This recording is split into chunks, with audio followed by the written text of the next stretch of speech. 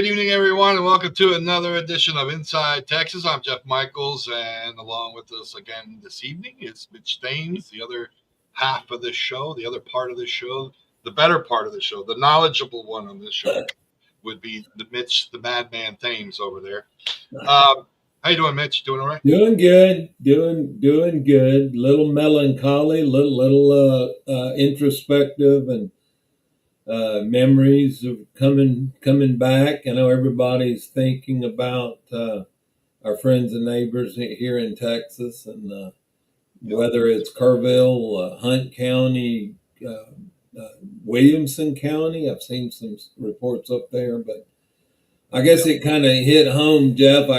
Channel 2 called about a interview about 1 year after Beryl, and I knew the anniversary was coming up. I just didn't realize it was tomorrow. Yeah. And we'll talk about that, the hurricane stuff in a minute. Now, today I had the opportunity to drive up into the hill country. Midfield Fire Department did a raise for people to bring goods for cleaning supplies and non-perishable foods and water and things like that. That we took up there to Bernie, up there just northwest of San Antonio, about 25, 30 miles northwest of San Antonio. About 20 miles from Center Point and about 30 miles from Kerrville, somewhere in there, about 30, 35 miles from there. I can tell you this, from being up there, my throat's going to go because I'm tired. We've been up since 5 o'clock this morning. We drove up. We left at 6 this morning with a load of things and took them up there. I also want to, while I'm doing this, I also want to let folks know that there's other people still taking donations here in Matagorda County. I know Kay is taking donations. They have a trailer set up there, I believe, at the furniture store or at the or Bill Bell Realty. Bill Bell Realty. That's right, Bill Bell Realty. They have a trailer set up there. I didn't get to talk to Bill Orton down there in Sargent. I know they were doing it, and I wanted to try to get a hold of Rick DeLeon, our sheriff, because they were doing a collection there as well. I believe they're getting their stuff ready to go. I talked to him today, yeah. Yeah, okay. And they're still doing collections, correct? Correct. Okay. Yeah, and I think till tomorrow, I believe. Or are they doing it the whole week? I didn't get to talk to him, so I'll find out from him. Talk to him a little bit later. But I can tell you this: once we got up there, when you're driving up there, you're not thinking, what you see on the news is just a small little portion of things that are going on. The viewing everything is devastating for sure. Just looking at how these big trees that have been there for 100, 200 years are just mauled over with one of the, and don't get me wrong, they've had flooding on the Guadalupe River many, many times. And, lots of reports that you can go back and see all the Facebook stuff and everything on it. But this one here happened so quick and so fast and so much rain. It wasn't that it was over a long period of time where it flooded and gradually came up and moved along. This was like a tidal wave of sorts. You talk about a flash flood. It was like a flash tidal wave. And you hear the stories of people. For example, I'm going to give you a name here. Alicia and Jose Olvera in Kirk County, Texas.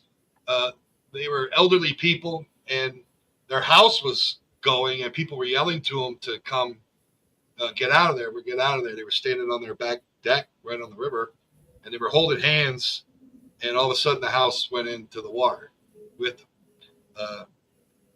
They found them both, but they both had passed away. They found them downriver yesterday. Mm-hmm. And it was just you hear stories like this all the time, and these kids and stuff.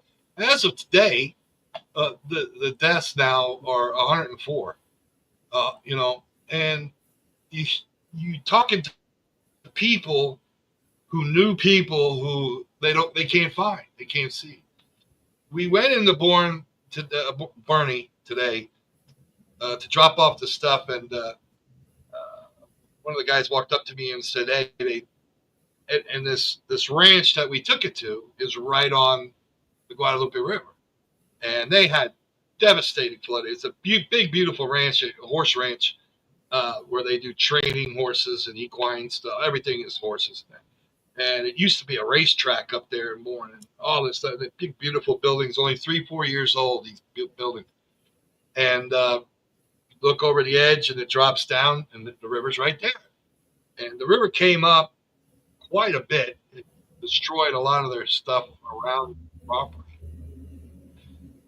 But they weren't worried about that. They were worried about taking in stuff to help other people in Kerrville and Center Point, which I'll bring up in a minute, to help all these people. So I'm proud of Matagorda County and stepping up to the plate, and they need help. Mitch, I know you and I had talked about MREs, and the state's going to bring them to them, but they haven't done it yet, and they've been requesting them up there, and they haven't got them yet for the guys that have been working.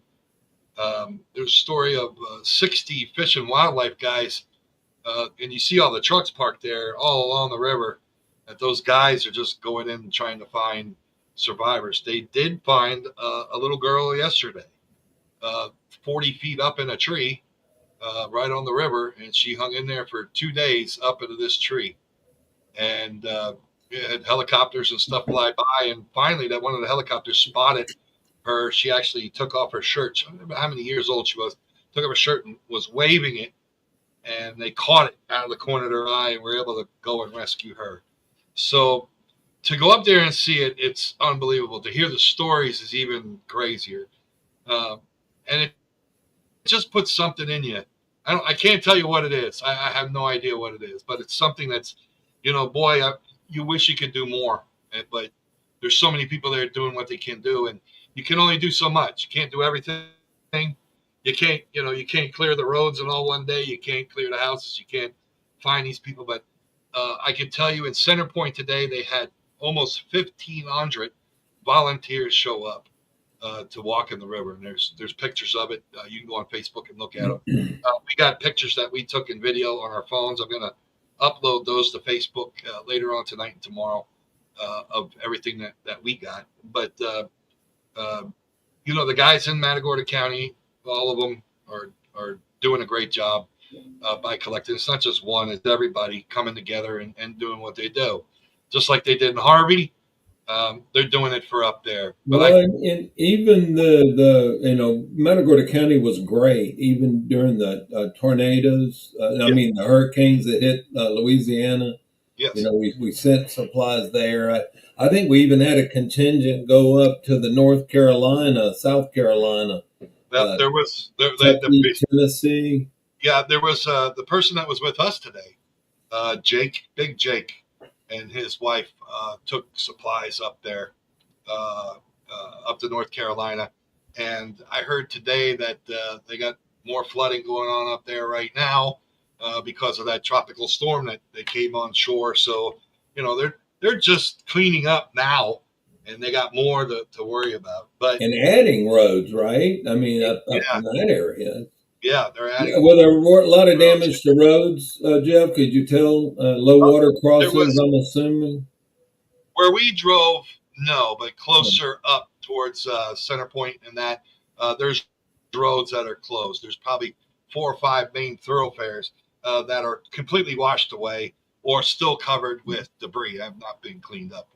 I see where TxDOT has almost 500 vehicles there from across the state. Yes, yeah. And they're going to be cleaning the road off and then putting in temporary roads. Yeah.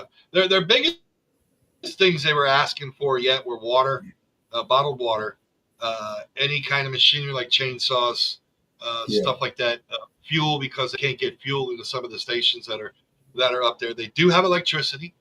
They do have running water, but they don't want people drinking it and stuff like that yet until some of the runoff is gone. In certain areas, not all areas up there. They need like chainsaws and people that have front end loaders, things like that to help move and clear debris.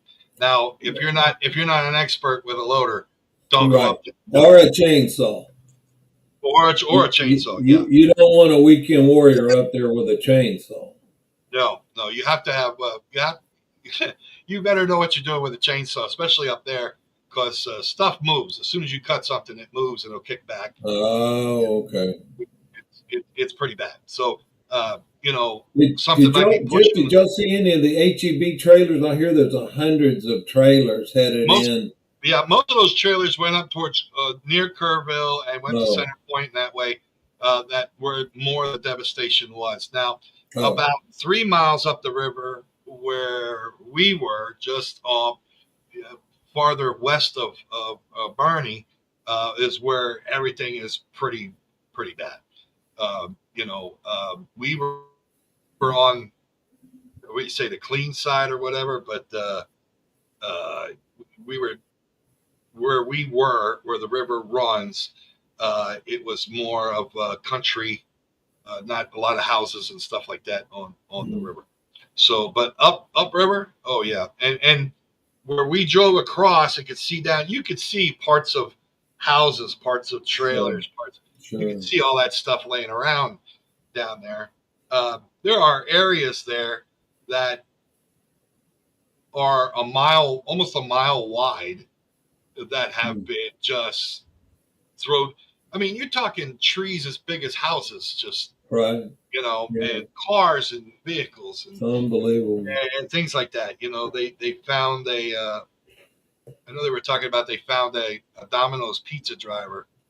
Uh, it,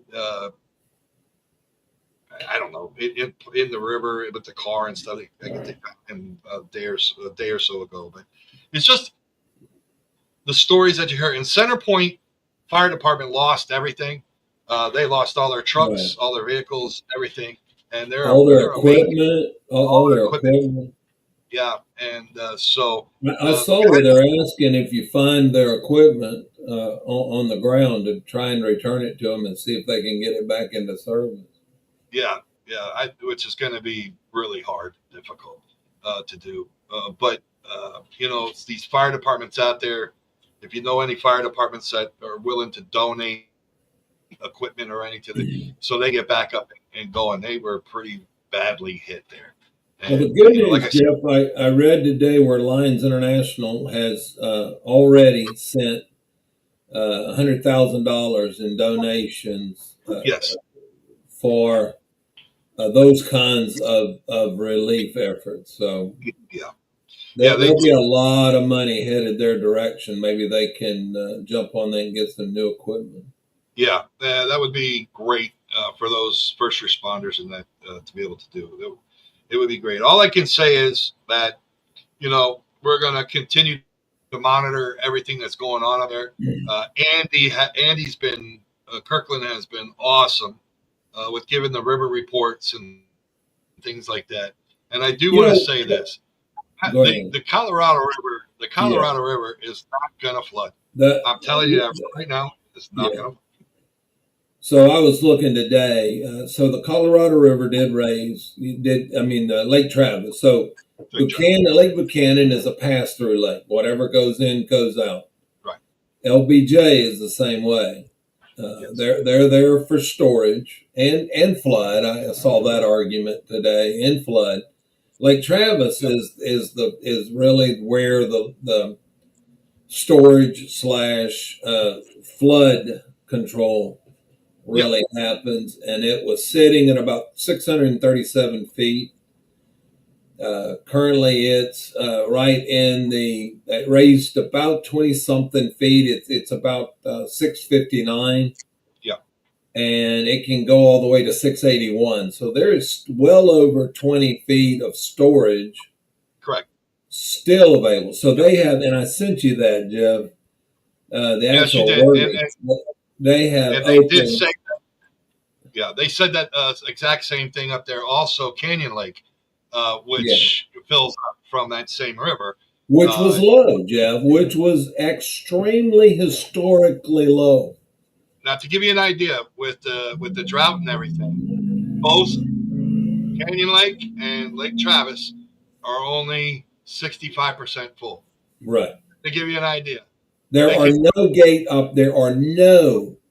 operator. I've got an email just now to the emergency management page asking if somebody's got friends in Matagorda and they're worried about the flood waters coming down to the Gulf of Mexico, and I'll answer it after the show. Yeah. And I saw a really rude, stupid individual. I'm sorry, ignorant individual that posted for everybody to get ready and get your docks cleared off and get ready for all of this flood waters coming down into Matagorda and Wharton and Matagorda counties. And I want to reiterate, there is no gates are open. Every bit of water that's flowing from that area into the Colorado is being captured in Lake Travis. Yeah. And it still has a couple of 20 something feet to go. And that's just full. That's not flood stage. And then there's even more after flood stage. So, and I know it continues to rain up there. Even if there was no rain up there today at all. It was just very hot. But it's up. It was up in the Llano area. Yeah, up in Llano they had a thunderstorm. So that water will make its way into Lake Travis as well. So it's continuing to rain. It's continuing to fill up. Yeah. But I don't want anybody to get worried down river because Canyon Lake Travis, it's working as intended.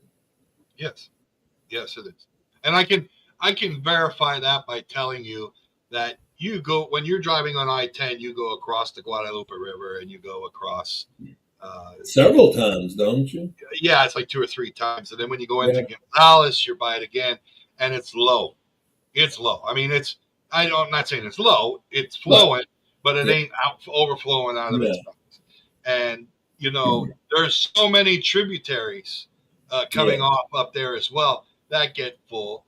And when the only place, even driving over Guadalupe today, it was within its banks. It was high, but it was within its banks, even up there in Barney.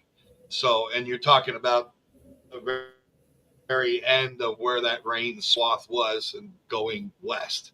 So, it's dropped down a whole lot, but there is not a wall of water coming to through here. There's nothing. Wharton's not going to flood. Nobody's going to flood. Okay, it's not going to happen. It's just not going to happen. And Andy was trying to work on that situation that we saw coming out of a supposed newspaper article or whatever out of Wharton, and it put a scare in a lot of people. A newspaper article? There was an article that was posted on Facebook. Yeah. Okay. I didn't see that, but I know there was a couple of posts. One particular individual that eventually, after everybody started attacking him or her, I don't know what it was, actually apologized and said, "I'm sorry, I didn't have my facts straight." Well, don't post stupid stuff and don't scare people. You know what? Andy and I are getting really tired of that crap. We are pretty accurate on calling the weather, and the reason we're accurate on it is because we don't want to be. I don't want to be first at putting anything out. I want to be accurate at putting things out, and I think I've proven that over the past couple of years. We never really. Yeah, we had some bad information years ago, but that's past. Andy and I work together really well. I'll ask him. He'll tell me. I'll ask him again. He'll tell me. He'll ask me. I tell him. We go back and forth. Plus, we're working with some of the greatest minds in weather in the whole country. I don't know if you realize today they had picked a new chief meteorologist for Galveston, for the Galveston crew, or one weekend Lake City. Lake City. Yeah, they got a new guy there who was in California and who was in Florida, and this guy was the assistant director of the Weather Service to begin with, all of it in the United States. So he's over there. He's in charge. Got placed today. Their assistant director did a great job up until there. But if you want to hear correct weather information and you want to know what's going on before you go to sleep, just go to our webpage, man. Go to the webpage. It's there up to the minute, accurate from the National Weather Service and everything. Now, with that being said, there was another issue with what went on up there. So many people. Listen, I am not, and it bothered people up there. You know, they're not the ones. Nobody up there is blaming Donald Trump for taking out the National Weather Service and say, well, we didn't get. And then the comments of some people that say, well, they deserve what they got because they voted for Trump, and now they're. I saw that, Jeff. That, you know what? That pisses me off. That stuff like that pisses me off. That's why I don't want to be a Republican or a Democrat. I want to be a human being. I don't. You know what I'm saying? I don't want to. No, I'm done with all that. After that, I saw that. I'm like, kids died because of not getting information. The information was out there 24 hours prior. The amount of rain was not up to close, but there was no way to see that was going to happen. There was no way to see that was going to happen. It's happened before. Or where along the river basin, where would it happen? You had a hurricane. A lot of people want to know, well, how did it happen? You had a hurricane that came up the California coast and low turned into Mexico and came up. At the same time, you had a tropical storm Barry or whatever it was, the Barry, yeah, that came into Mexico on the Gulf side, right, and it couldn't and then go went across the mountains, yeah, right. It could not go across Mexico because that other hurricane was pushing it up, and when it pushed up, it got slower and weaker. The old hurricane system came, which was a low at that time, grabbed it, and it just exploded. It just exploded, and it's hard to see certain things and hard to figure out. But warnings went out at a little after, like right at 1 o'clock. Right. But just like down here, we didn't know we were going to be flooded out at 4 o'clock in the morning. That's right. But I'm not blaming the weather service for not telling me we were going to get 20 inches of rain down here. Right. You know, they said, yeah, it was possible flooding, flash floods along the coast. Okay. That's why it's called a flood warning. Flood warning, yes. So I jumped on, I get on, and people are waking up. Oh, my God, it's raining. Oh, my God, I can't believe it's flooded here. We let you know. Same thing, right? Like 20 inches in both places. And that's exactly what happened. It just, boom, blew up right over the top. We're a little different. Yeah. But it wasn't. Now, Jeff, I understand, right? And you correct me if I'm wrong, but where they normally have 2 individuals during the evening, they had actually had 5 just because they knew something could possibly happen. And so they had the office overstaffed as well. Yes. I heard the city manager, they kept asking him, well, why didn't you evacuate? And the whole idea was to where? Where would you evacuate? Getting people on the road at 4 a.m. or 6 a.m., not knowing where to take them, where is safe, where is safety. Right. Jeff, it's kind of like and I still get infuriated about everybody making fun of the 10 feet of water in Bay City, Texas. Oh, yeah, I'll never get that. But Jeff, I'm going to tell you, and I was sitting in the room, every model, every weather model known to man said that. Now, I actually was talking to the State Operations Center in Austin, and they said, Mitch, we're not too sure about that. Let us run our own modeling. I said, okay. And they came back and they said, look, we don't think it's going to be 10 feet, but we think it's going to be 6 feet. Well, there ain't a bunch of difference between 6 feet and 10 feet when you're flooding. And so when you're given the information that this is what the model, which is what they had in the Hill Country, they had a model that said this could happen. It didn't guarantee it was going to happen, but it said they had all the possibilities. Yep. You know, what do you do, right? I mean, what do you do? Well, first of all, you don't blame the Weather Service for not. Right.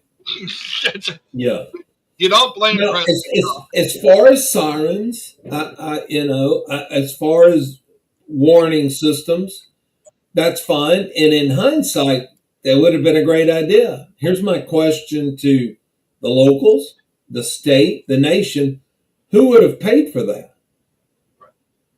I mean, nobody foresaw it. Hindsight's great. Now you know you needed to do it. But a preventative thing. I was telling you when Carolyn and I were in Lubbock, and we didn't know we were under a tornado threat, but they were miles away from us. And we were in the sixth floor of the top floor of this hotel. And the sirens are going on. Well, the sirens in Lubbock was a direct result, when Carolyn and I were there, a direct result of a 1970 storm that killed a lot of people with a tornado in downtown Lubbock. Yeah. So it was reactionary. Right. Great idea. And I think I hear the governor's talking about putting warning money up for warning systems for the legislature for the special session that starts July 21st. And if he'll put that on, here's a funny Jeff. There was a bill filed in the House to put some of the rainy day fund money into a fund that would have created early warning systems. And it was never heard in the Senate. The bill never even got a hearing.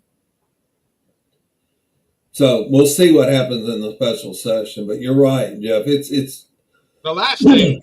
Hindsight's 2020, right? Yeah. The last thing I really want to say is this: history should be listened to. Yeah. And here's the reason why. I go back and I'm looking at all the times that the hill country has flooded. I never paid attention to it until this storm. They've had many, many problems along that river, Guadalupe River, but it's the biggest river that's there in the mountains, and it all flows to there. Hundreds of years. Please have some kind of legislation that said kids' camps cannot be within so many feet of that river. That is not the first time that kids have been killed on that river during a flash flood. It's not the first time. It's not the second time. It's not even the third time. Yeah. It's the fourth or fifth time. But yet that Mystic Ranch, that had been there for 100 years, Jeff. Yes. 100 years. But recently, they put these cabins closer to the water. Oh, okay. I didn't know that. Why? But they want to build closer and closer to the river. Everybody loves the river. Everybody wants next to the water. They want next to the river. And these little cabins were next to the river. And the rec center was down there by the river. The big, big building sits way back up high. Well, that water came all the way up to that big building. And it's still there. But the little cabins and all that stuff where these kids were in that rec center are gone. So go back and look at history. You want to if you want to have a camp down there, it's great. And some rivers you can put it on. You don't have to worry about it. But if this is a trend that over and over, 2002 and now in 1998 and back in 1938 and the New Brunsville Guadalupe flood and Coleman flood. Yeah. Yes, our friend James Gardemar was there during that time. He was telling us stories about kind of the same thing, Jeff. The unbelievable speed of the water, how fast it came in, how devastating it was. I think we need an early warning system, much like we do. We do. Communities that have tornado warning signals. Similar to a dam warning, like the things that go off for dams when they release them, or a dam break. They have warning systems for dam breaks and stuff like that. I think maybe up and down that river, where it's populated. Well, and That would you've be got the great. Llano, you've got the San Saba, you've got the Colorado, you've Yeah, got. I mean, look at the floods from Harvey. yeah, You got Little Grange that went 8 to 10 feet underwater. You had yeah. Columbus went underwater. You had Wharton. Wharton had over 300 high water rescues in Wharton County I with know. Hurricane Harvey. Yep. I was up all night listening to every They single one. never we had all these had all these high water resources sitting at the EOC. Yeah, And I remember Sheriff Osborne and Judge Nate, and they looked around. They said, "What are we doing here? We need to be in Wharton County," and they took off. yeah, yeah. But I will tell you, warning systems I think are a good thing. I know Yes. that I remember 100 years ago camping at El Rancho Sema in Wimberley, and we camped when you say right on the Calmall River, we were right on the river. Now the like you said, the big buildings, the rec hall, the mess hall, and all that was way Uh, up the hill. yep. Now these weren't buildings; we were in tents, a Boy Scout camp. But Yep. yeah, Just that's. I wish they would just reconsider and rezone it and look at it a little bit better. I bet Uh, they will now, Jeff. I would hope so because it's happened way too many times. It's like nobody's brought it up. I'm the only person I think I was trying to see if they were talking about it or doing. Nobody said anything. They just said, "Oh, they got swept away. They got swept away." Nobody got Well, mad enough to say, "Hey, we need to move it back," but they don't want to spend the money on that. So I'm like, okay, well, well, yeah, I hope so too. I know that I know there's been a lot of finger pointing, and the message I've heard coming out of the EOC there in Kirk County is there'll be plenty of time for that right yes, now. And I'm going to tell you, Jeff, and you and I talked about this. That's a terrible decision to go from rescue to recovery. yeah, it is. That's it's heart wrenching. It's a gut check, and we didn't have any deaths. Right. We didn't have any injuries uh, for Beryl, Yeah, and yet you go from rescue operations because what that means is you're accepting that there's no one left to save, correct. and you're going into recovery. Yeah, Um, And so, but for those, and they want to hold out, especially, I can't imagine with kids involved. I know they yeah, want to hold out all hopes, but yeah, I'm afraid they're moving quickly into recovery if they haven't already. yeah. I think that might change. They haven't changed yet. They're still doing. Is They're it doing still rescue and rescue? recovery. Still rescue and recovery. Uh, but I think tomorrow it may change. They got cadaver dogs out there and everything. Yeah, Check everything. So yeah. we will see. Hey, things happen. I will tell you, it's devastating. Carolyn and I love Kerrville. We Oh yeah, go 2-3 times a year. The Texas Lions camp is there. yeah, The state headquarters for Texas Lions MD2 is there. yeah, There's a park there right downtown that Carolyn and I were looking at pictures. We walk down there a lot when we take our dogs. We're down there all over the place walking. We try to walk 4 miles. And so we're down there in that park. It's beautiful. It's got a splash pad. And when we looked, it was literally, and you're right, Jeff, I want to say it may be a mile from bank to bank. yeah, If it's not, it's 3/4 of a mile. yeah. It's Uh, pretty and it wide. was completely full of just fast moving Yep, water. And it amazes me. And those big old huge trees, like you said, are sitting on the bank. We yeah. actually It's recognized landmarks. There was a state park too, and I haven't seen anything from it. But between Kerrville and where you were, there's a yes, state park right on the Guadalupe River, and we like going there as well and walking the yeah. trail. over towards Bandera and stuff like Yeah, that. it was on that side of the river. Yeah, that's right. And we were going to go over there today, but when we heard that there was a line of volunteers going in there, we said, okay, we won't go. We were going to go to Center Point and talk to, because we were only about 20 minutes away, and we were told, well, they got like 1,300, 1,500 volunteers over there right now. It's a pretty small town. Yeah, and I saw the picture, and I'm like, and Vic and I looked at each other and said, maybe we'll call them and see what we got to do, rather than driving in there, because there was a line of cars. They said just a line of people. I believe it. I think that's Highway 29. Is it 29? So. Carolyn would remember. Anyway, when we come home from the camp, we go that way. Yeah, and the road we were on was 85. Okay, yeah, that's Bandera. Yeah. Carolyn met a really nice state trooper on County Road 80, State Highway 85 one time. Did she get his name and number and stuff? She got a little note from him. Oh well, that's oh my God. But anyway, but yeah. Well, I do. Actually, Mike with the Bay City Sentinel here. He's from Kerrville. His kids live in Kerrville. Grandkids.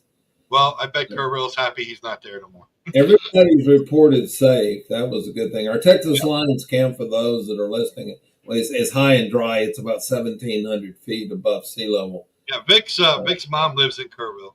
Okay. Oh, yeah. Okay, good. She lives in Kerrville. So she reported that. All of our friends reported in that they were safe. But you're right, Jeff. They're in shock. Yeah. The other thing I saw, we've got a big golf tournament coming up. I saw that last night. You think of just Bandera and the Guadalupe, but in Fredericksburg, the Ladybird Golf Course, right near the Fredericksburg Airport. Yep. That golf course, you go down in a low water crossing, and that golf course is closed off, and it was 6, 8, 10 feet of water flowing across that, and that was yesterday. Yeah, it's a shame that it happened. Natural disasters. I always tell everybody, if it can, it will.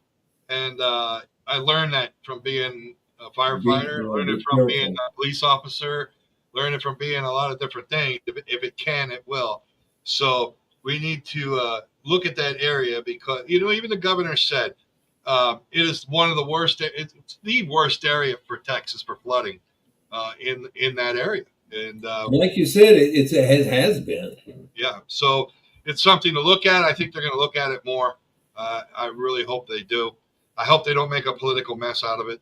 I really don't, because there's no room and there's no time for that. It needs to be action to get it done. At least in the state, what I'm seeing coming out of Austin is unity. Yes. And I'll say that so far. Yeah.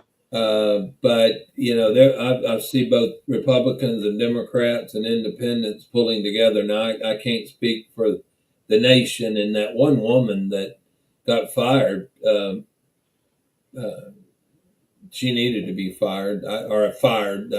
The governor took her off whatever task force she was on, but saying that they voted for Trump and that they got what they deserved.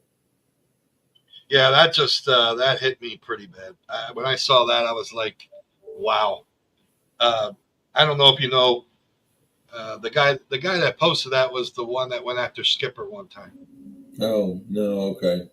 The radio personality guy, Michael Berry.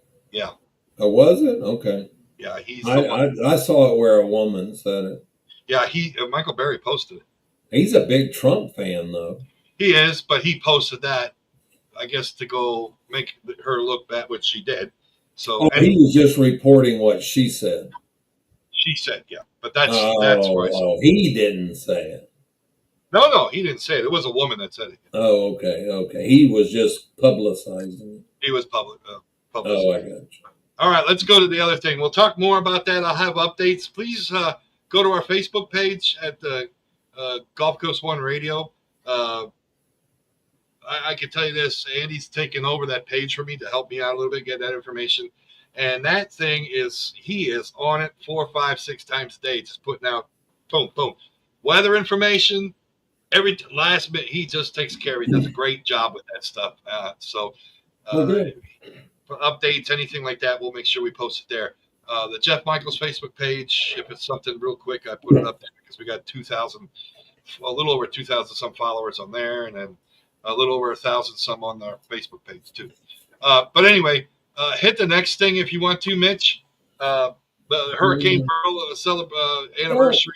I didn't think about it until Channel 2 called me, and we were talking a little bit, which I think is it kind of blends in, Jeff.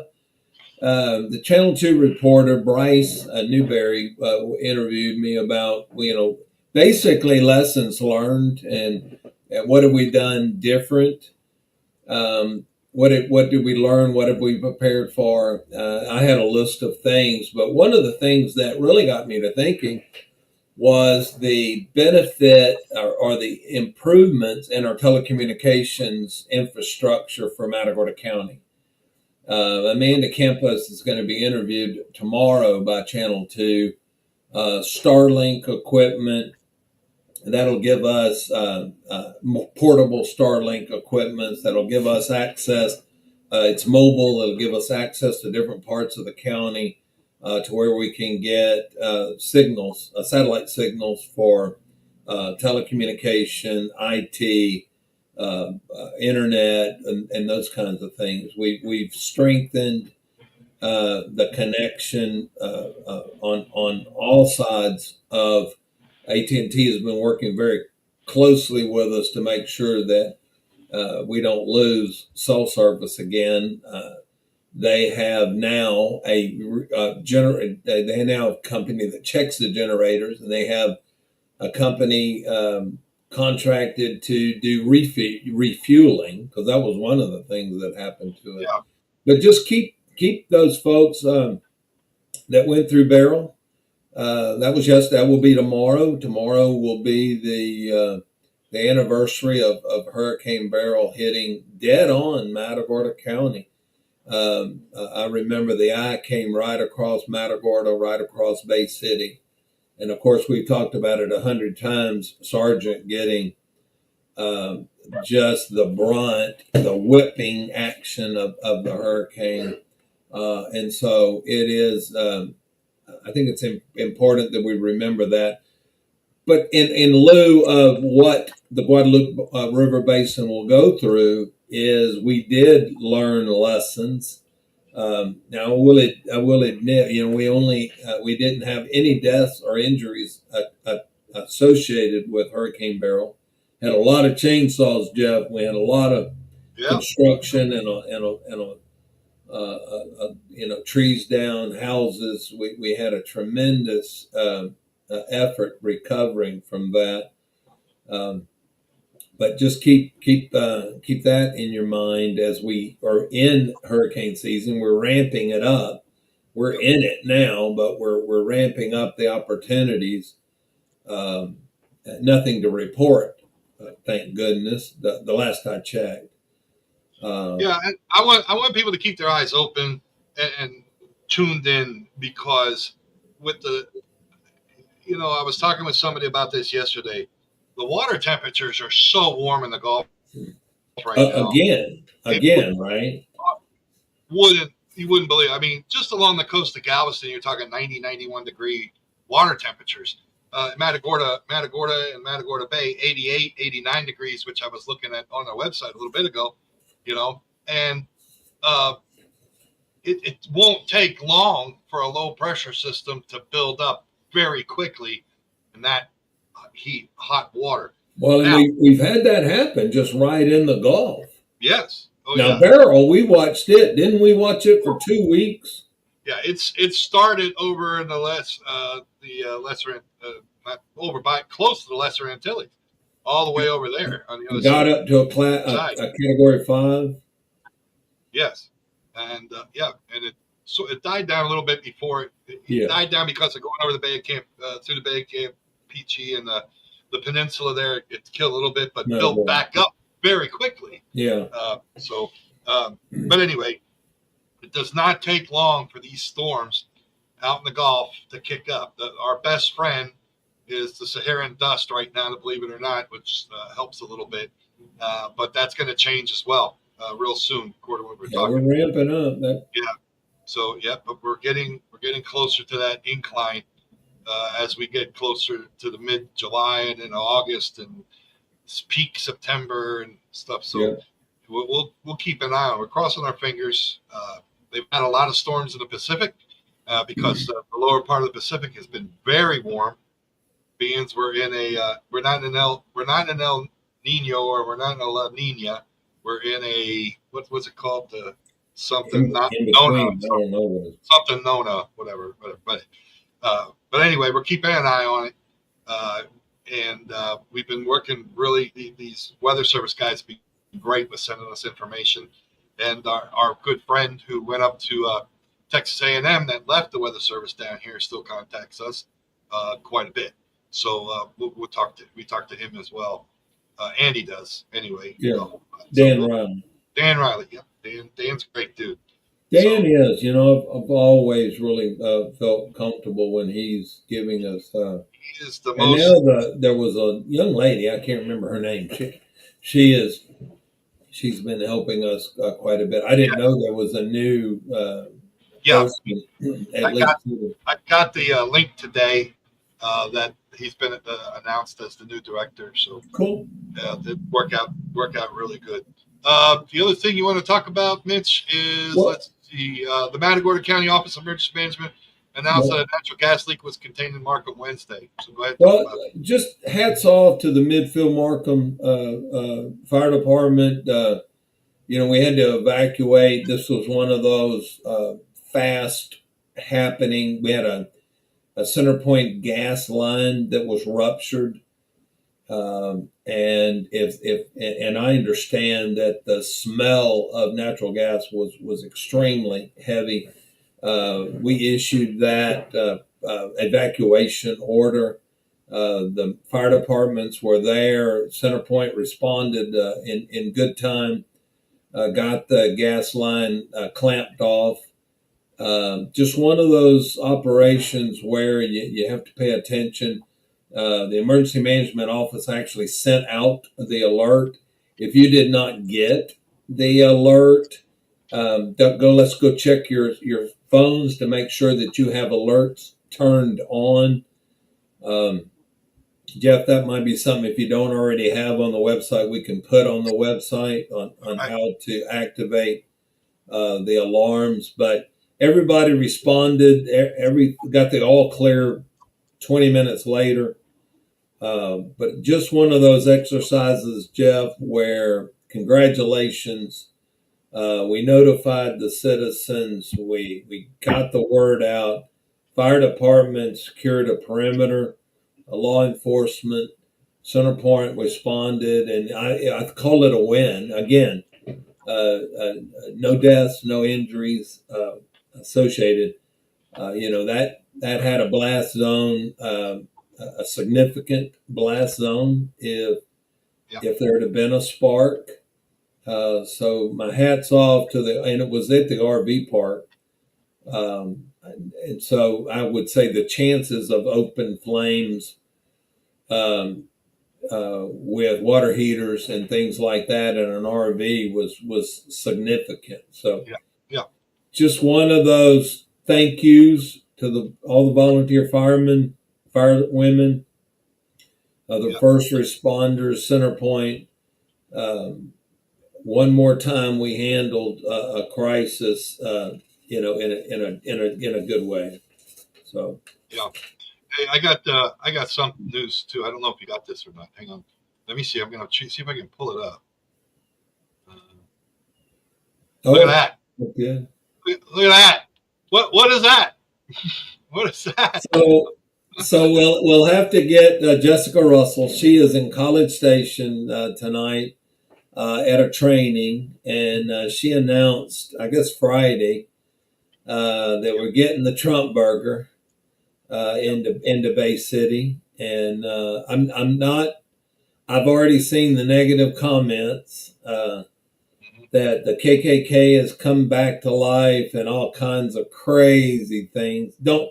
I just asked Bay City, don't lose your head, but we are getting a Trump burger franchise. By the way, just to let you know, they do have a Biden burger at Trump Burger. Okay. Do they really? Yes, they do. Okay. Yeah. As a matter of fact, I'll tell. Let me see if I can try to see what it is. I'm going to say. I would say that anybody that wants to bring a Biden burger franchise to Bay City, let's go head to head and see, or maybe a Kamala Harris burger, a Harris burger. Yeah, I'm gonna a Harris burger. Yeah, there you go, a Harris burger. You know, we might need more burger joints. Okay, so a Biden burger typically refers to a burger featured at the menu of the Texas restaurant as a set racial commentary on inflation of the 2020 election. The Biden burger is priced at $50.99. And described with unflattering ingredients like stale bread, dried tomatoes. Despite its political nature, the restaurant attracts and diverse clientele, including those who support Trump, according to local news. So the Biden burger is so you get a Biden burger. Okay, well there you go. Get a Biden burger. Yeah, but it's sold stale bread, dried up meat, all kinds of stuff. But anyway, if you want something that's 170 years old, get yourself a Biden burger. There you go. Yeah, well, I'll tell you another bit of good news, Jeff. I don't know is Bay City has secured a grant through the Texas legislature. Thank you, Senator Joan Huffman. She actually put an earmark in the appropriations bill for Bay City to get a $15 million grant for another water tower north of town. If you go across from Schulman's, just down the street from the new Mexican restaurant on the property for Tenaris. Tenaris donated 2 acres there, and the city is putting in a new water tower tank. It's more of a tank than a tower. Yep. But a new water well. They drilled a new water well. They've got a new tank going in there. Now with this $15 million that's been allocated by the Texas Water Development Board through the legislative process, and A.J. Louderback, certainly thank you for helping get that passed in the House. You're going to see a water tower on the Dunn Heat Exchange property. That's north of the VFW there. Is that the VFW or the American Legion? I can't remember. I think it's the VFW. That's VFW. VFW. Just north of that, on the property of the Dunning Exchange, they're going to donate land there, and you'll start seeing pretty soon that water tower going in, which will enhance the water pressure here in all of Bay City. And we've got Matagorda County Judge Bobby Seiferman is going to give a State of the County address this coming Thursday, July 10th. He will be speaking at the Bay City Chamber of Commerce at the Civic Center. Tickets are still available. You got to call quick. Call the chamber office to secure your spot if you want to hear County Judge Bobby Seiferman give us the state of the county. As you well know, Jeff, they're in the middle of budget workshops right now. The city is, the port, every taxing entity is entering into or in the middle of. Actually, my budget allocation is going to be heard tomorrow night. And so I will be at City Council tomorrow night as well. Hey, just make sure you add me in there. Yeah, there you go. Yeah, like just $1 million or $2 million. That's it. That's not not bad. I'll mention it to the mention city. Mention it to Jeff Michaels. Yeah. We'll call it the thorn in your side plan. How about that? The thorn in your side. You can't call it the other plan. I can't say it on. I gotcha. Yeah, there could be kids watching. Yeah, it could be. And sensitive adults. We know we got those. Sensitive Absolutely. But adult. yeah, a lot going on, Jeff. Hurricane season, Yep. flooding in all of Central Texas, from Llano to Georgetown. Georgetown I know Kerrville's getting a lot of the attention, Yep. but don't forget Georgetown. Yeah. They had All those little 10, towns along the river. Yeah. 10 deaths Yeah. in that. Again, Hill Country, North San Saba, a lot. There's a lot of damage going on. But I heard an old farmer one time tell me that they were this was years ago, and facing a drought. And it may have been Haskell, Simon. And he goes, Mitch, yeah, we're in a drought, but I just want you to know that it will rain again in Central Texas. Yeah. Oh, yeah. And so the message today is, and Jeff, you said it, we need new regulations, we need new sirens, new warning systems, enhance the ability to keep people safe. It's going to rain again, folks. It's going to rain again. Yes. And it's going to rain in a lot of areas that right now that ground is saturated. We get much more rain.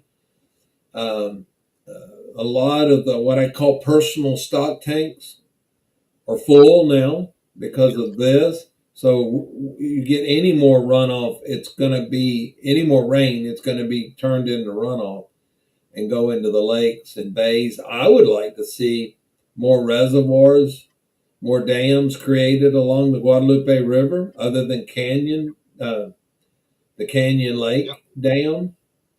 I think what we've done is working to protect the lower basin, Yep. which is exactly why the Highland Lakes system was installed.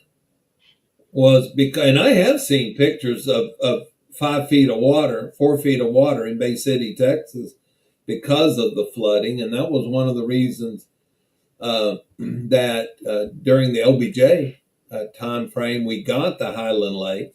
He wanted to electrify Central Texas because that's where he was from. He wanted power generation. The rice farmers wanted water storage, Right. and the folks along the river wanted flood prevention. And they put all three of those together and built the Highland Lakes system. Right. That certainly works.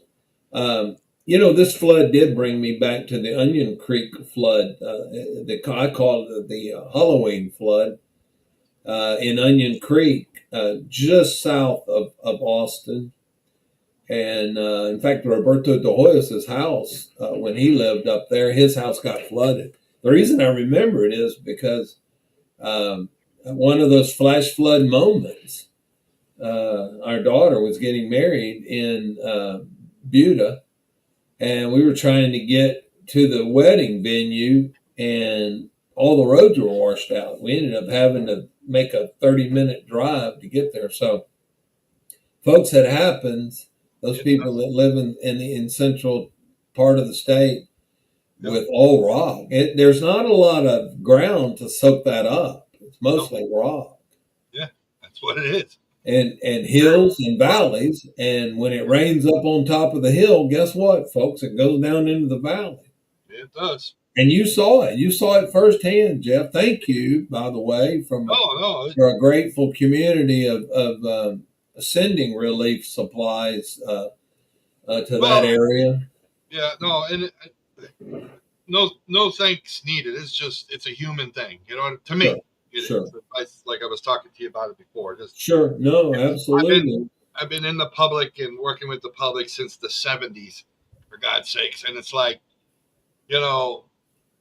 I don't think red or blue. You know what I mean? I think human beings, Amen. and regardless of their affiliation, and I even got Vic to say it, regardless of affiliation of who you are or how you vote or what you do, the president of the United States is not going to come and throw you a life preserver in any of them. I don't care if they're Democrat or Republican. It's the people around you who will be able to take care of you. And there were we were talking about it today up there at the ranch. By the way, the name of that ranch is Coraville Ranch. Coraville Ranch. Uh, and let's see. Hang on. I want to make sure I put that contact number up there. Let's see. The Coraville Ranch. If you wanted to take something up there, you can call them first. It's 210-338-0830. That's 210-338-0830. And that's in Borney, Texas. 1106 Sisterdale Road, Borney, Texas. Okay. In case you want the contact, that's what it is. I couldn't think of the name of the ranch. I'd bring it up. But, if more people would think about each other instead of about how we're going to attack each other, man, it'd be a great place to live, wouldn't it? It'd be a great place. If more minds would come together and say, hey, it's funny. Why does it take a disaster for us to finally work together? Yeah, it's disgusting. It's disgusting. I have never said no to anybody that has asked me for help. Anytime, ever, regardless of who they were or whatever, anytime, and volunteer firefighters are like that. Think about that. You're a lot of your police officers, sheriff's department. You need help. They're there for you. That's, they're not going to come up to you and say, hey, if you're Republican, I'm going to have to let you go swim down the river, or if you're Democrat, I'm going to have to let you go with the rocks. Let's get away from that anymore. It's getting ridiculous. I mean, really stupid. People waving flags. Oh yeah, Trump's the greatest or Biden's the greatest. So you know what? You know who's the greatest? God. God is the greatest. And if you put that person above everybody else, then you're okay. And don't put political parties over everything else. I'm not a real religious guy, but I learned a lot in the past 3 years of going to my little church and with John DeWitt. And now John DeWitt is fat. He likes to eat a lot of fattening foods, and he's a big guy, and he eats too much, and he should have more salad. But that's a long story. We'll get into that. But if more people just got together and think before you talk, don't just spurt something out because, God, that's this is the way I feel right now. Sit back, drop back 10 and punt. I learned that in school. They always used to tell us, drop back 10 and punt. Think about what you're going to say and who it's going to affect when you say it. John F. Kennedy always said this, don't ask what your country can do for you, but ask what you can do for your country. And Ronald Reagan always said, the government is the problem. You need to be responsible for yourself. You go and see this stuff face to face. Everybody's educated on news and stuff like that. I'm sorry, if you're educating yourself on any channel, I don't care if it's Fox, NBC, CBS, CNN, whatever. If you're educating yourself on what you're hearing, you're not educating yourself. Yeah. You're really not. You're making things really worse. If you really want to do something, get up off your chair, put some gas in your truck. You need gas money for your truck to do something to help these people, whatever. Hey, there's people around that'll help. I'll give you the names, okay? Yeah. To go and take things or go see it for yourself. We have, and just to let you know, Jeff, we have one of our Lions is going to be hauling a trailer into that area on Wednesday. So you're absolutely right. There are folks that are actively helping.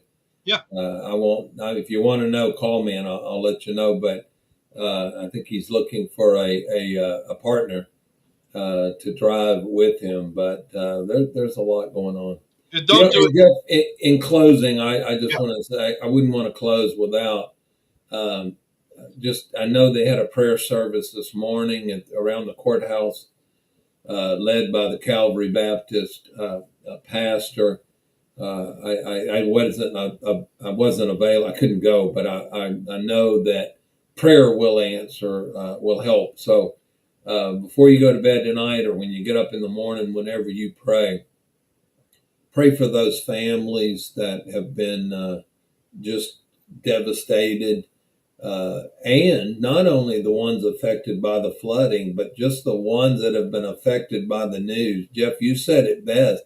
As I talk to people in the Kerrville area, they're shocked. They're in shock. You're in shock. And pray for them as well, because it's PTSD is real, and a trauma in this magnitude is real. It affects the psyche. I remember we had psychologists and psychiatrists during Harvey come into the schools, after Harvey come into the schools, and primarily was trying to help the young people. Those young people are going to need mental assistance. There's going to be people that live in that area that knew individuals that died, that knew kids that died. Keep in mind, I think we still have last term 10 kids and a counselor missing. Keep them in your prayers. Yep. You need to do it. All right, Mitch. Well said, brother. Well said. Thank you. Appreciate it, brother. On behalf of myself, Jeff Michaels, and the lovely and talented Mitch Thames, thanks for watching Inside Texas. We'll catch you all next week right here